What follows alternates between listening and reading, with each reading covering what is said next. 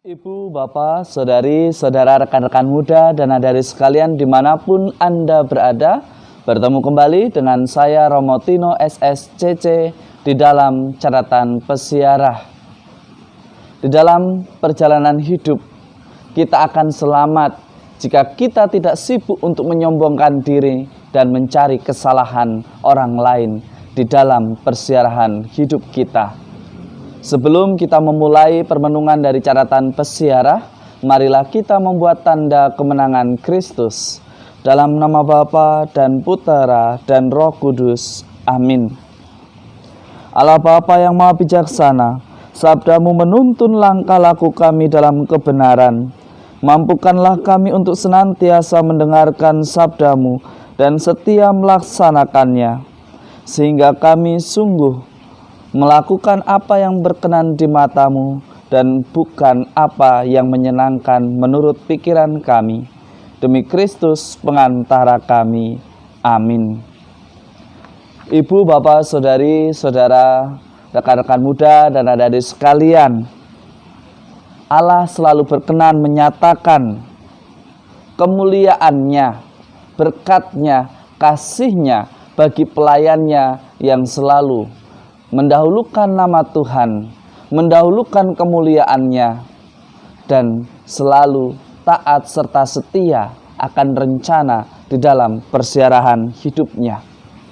Di dalam surat Rasul Paulus kepada jemaat di Galatia, kita diingatkan bahwa semata-mata apa yang kita lakukan karena Tuhan yang berkehendak, Tuhan yang memberi, maka kita hanyalah alatnya. Jangan kita menjadi sombong. Jangan kita menjadi diri yang merasa paling hebat, paling berguna, paling penting, sehingga kita mengabaikan peran dari sesama kita, keluarga kita, sesama kita, dan komunitas kita. Mari kita belajar dari Paulus. Meskipun di dalam pengajarannya ia begitu banyak dikenal dan mengubah banyak orang, padahal dia tadinya adalah pembunuh pengikut Kristus. Tetapi ketika ia ditangkap sendiri oleh Yesus, ia tidak menyombongkan sendiri. Dia tidak merasa paling hebat di antara semua pengajar. Tetapi ia justru semakin mengajak banyak orang bertobat dan memuliakan Tuhan di dalam pewartaan Injilnya. Ia tidak mencari kesalahan dari rasul-rasul lain ataupun menyalahkan guru-guru yang lain. Ia hanya menegaskan apa yang dia wartakan hanyalah untuk kemuliaan Allah. Seringkali kita di dalam pengajaran, di dalam pelayanan, atau bahkan di dalam mendampingi atau memimpin keluarga kita, kita seringkali mencari siapa yang bisa disalahkan. Tetapi dari Paulus kita belajar bahwa dalam pelayanan, ketika kita melakukannya dengan tulus, maka mestinya Tuhan yang selalu dimuliakan. Di dalam Injil hari ini sederhana tetapi menarik untuk kita refleksikan mengenai kisah seorang Marta yang terlalu sibuk menunjukkan kehebatannya, menunjukkan bahwa dia adalah orang yang paling perhatian, menunjukkan bahwa dia adalah orang yang paling dihargai di dalam masyarakat, menunjukkan bahwa dia adalah orang yang tahu segalanya. Tetapi ada yang ia lupa, bahwa ia harus tetap belajar rendah hati dan mengikuti apa yang menjadi kehendak Tuhan. Kadang kesibukan membuat kita lupa apa yang seharusnya menjadi keutamaan di dalam hidup kita.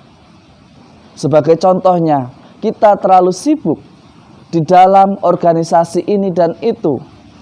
Atau bahkan kita sibuk memperhatikan orang lain.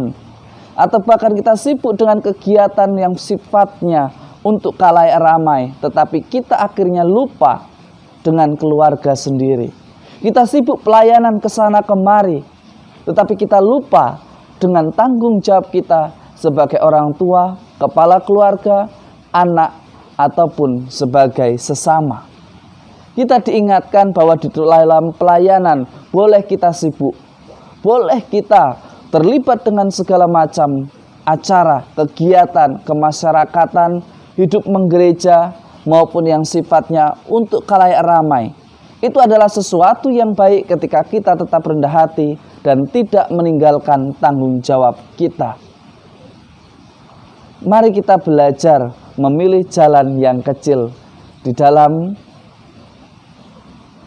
teladan yang diberikan oleh Santa Marta. Begitu juga dengan Maria. Maria dikatakan bahwa ia memilih bagian yang terbaik. Pada saat orang berkunjung, ia mendengarkan apa yang ia ingin dengarkan, mendengarkan sabda Tuhan. Sebetulnya dari kedua tokoh ini, baik Marta ataupun Maria, seringkali ada di dalam diri kita. Tetapi juga tidak baik kita hanya berdoa dan tidak ada usaha, tidak ada rencana atau aksi nyata di dalam pelayanan kita.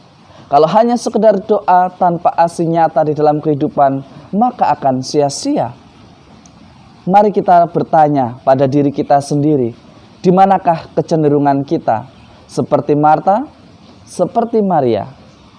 Yang Tuhan kehendaki ialah ketika kita mau mendengarkan, menghidupi, melaksanakan dan menghidupi di dalam kehidupan nyata. Itulah yang Tuhan kehendaki. Semoga berkat Tuhan melimpah atas kita semua, dalam nama Bapa dan Putera dan Roh Kudus. Amin.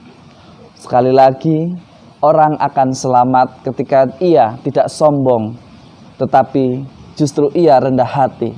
Ketika ia tidak sibuk mencari kesalahan untuk membenarkan diri, tetapi karena ia melaksanakan di dalam pelayanan aktivitas karena kebenaran yang ia perjuangkan.